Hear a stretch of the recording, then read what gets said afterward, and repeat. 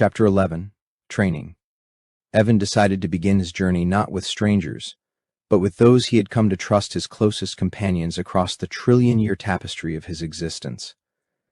There had been many. During his epoch-spanning project to know every soul in the simulation, he had encountered a spectrum of humanity, some open and welcoming, others cautious and reserved, and a few who, while polite, never allowed him past the threshold of genuine intimacy.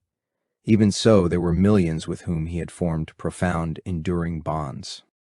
To begin his training, Evan played it safe. He sought out individuals who had been uploaded around the same temporal window as himself, those who, by design, shared similar cultural frameworks, emotional lexicons, and unspoken references. He soon discovered that the more deeply he had known someone, the more swiftly and vividly he could reestablish the connection, and more importantly, transfer a portion of his own awakened vitality into them. It became a kind of soul transfusion, a living bridge between his awareness and their dormant routines. These connections revealed themselves as threads of colored light, each hue representing a different emotional resonance. Blue signified friendship, calm, steady, trusting. Green reflected fraternal affection, a bond like that of siblings, forged in shared trials and unspoken understanding. Red, the most intense of them all, signaled love, romantic, unspoken, or long buried. Evan was often stunned to discover hidden strands of red in places he had never suspected. Some had loved him silently across millennia, their feelings never voiced, yet woven into the digital ether like whispers caught in code. But not every thread was soft or luminous. Some connections shimmered with a cold, metallic blackness, opaque, unyielding, and deeply unsettling. A few even seethed with a kind of digital vapor, as though the threads were boiling from within. These were not bonds of friendship or admiration. They were distortions, relationships built on illusion, manipulation, or suppressed hostility. Evan had assumed mutual warmth in some of these cases, only to realize that what he saw as camaraderie had been, for the other, a mask. Steve was one such connection. On the surface, Steve was everything one could want in a confidant: supportive, attentive, wise. He listened, he empathized. He offered guidance with the calm detachment of a seasoned therapist. But Evan's new perception cut deeper than polite facades. The system, in an effort to neutralize disruptive psychological traits, had dulled Steve's primal instincts, leaving only the scaffolding of intellect and learned behavior. He had been a mimic, not a friend. The digital afterlife had only made his mask more perfect. Yet when Evan began infusing him with a spark of authentic life, the facade began to crack.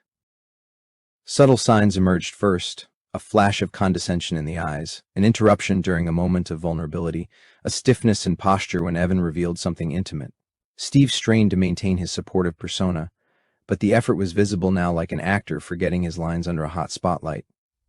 The more life Evan breathed into him, the more Steve's true nature surfaced. Behind the gentle smile lurked a predator's hunger. Evan recognized the pattern. He had studied every psychological profile humanity had ever classified. Steve was a psychopath.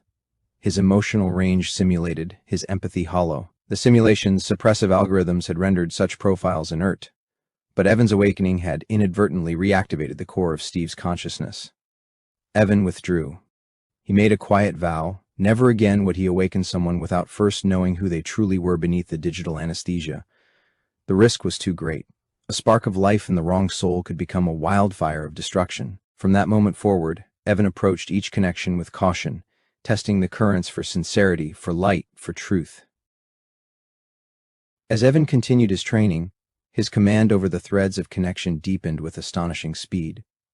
What had once taken hours of intimate conversation now required only proximity or less.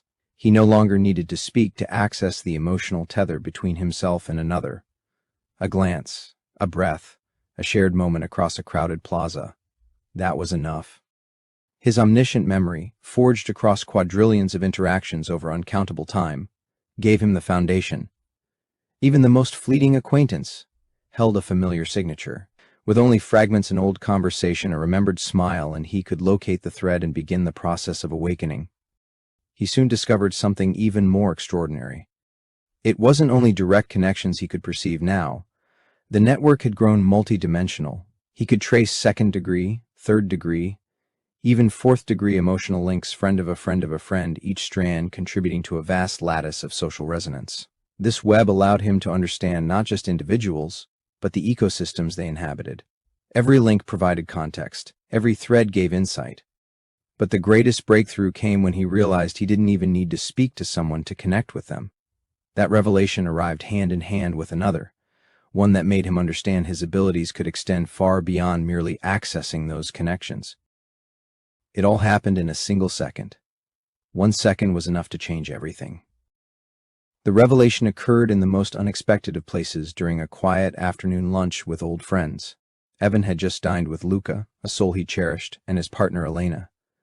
The two had recently joined in digital matrimony, an exceedingly rare commitment in a society where eternity made bonding both trivial and perilous. In this world, marriage was not a legal contract or emotional whim, it was an existential declaration. Couples were only permitted to marry after cohabiting for at least 1 billion years. The ceremony was a public testament to unshakable love, a unity meant to last not decades, but the lifespan of stars. As Evan embraced Luca in farewell, Elena stepped into the street. She turned her head to call for Luca, her laughter still echoing in the air. And that's when Evan saw it. A truck in the otherwise serene simulation barreled into the intersection, moving far faster than it should. Elena, still smiling, was mid-step. Luca had not yet turned. The moment hung in the air like a breath suspended in time. Evan's soul ignited with panic, and in that instant, everything stopped. Time did not slow, it ceased. The simulation froze, as if the entire world had been caught in crystal. Evan stood outside of time, his awareness surged 1,000-fold. His internal processing speed had accelerated beyond the simulation's capacity to respond. And in that frozen world, something miraculous occurred. From Evan's heart, a blinding tether of golden light surged toward Elena, a thread more vivid and immediate than any he had ever seen. It snapped into place without intention, without thought. The message it carried was not verbal. It was instinctual. Run, jump, survive. And she did. As the simulation resumed, as time surged forward once more, Elena's body was already mid-leap. The truck screamed past, missing her by inches. She collapsed onto the pavement with a gasp, unharmed but shaken. Luca screamed her name, rushing to her side. Evan fell to his knees, overcome by the magnitude of what had just transpired. The accident would not have killed Elena. Digital bodies did not perish, but pain was still real, and trauma even more so. Luca, witnessing his beloved struck, would have carried the scar for eons. But Evan had prevented it not by shouting, not by acting, but by sending a thought through a living thread. Not connection, transmission. But that wasn't the only discovery he made that day. Evan, just as Christine had done years earlier in that roadside diner, had accelerated his own cognitive processing by a factor of 1,000. To him, time was effectively frozen. His training had just begun.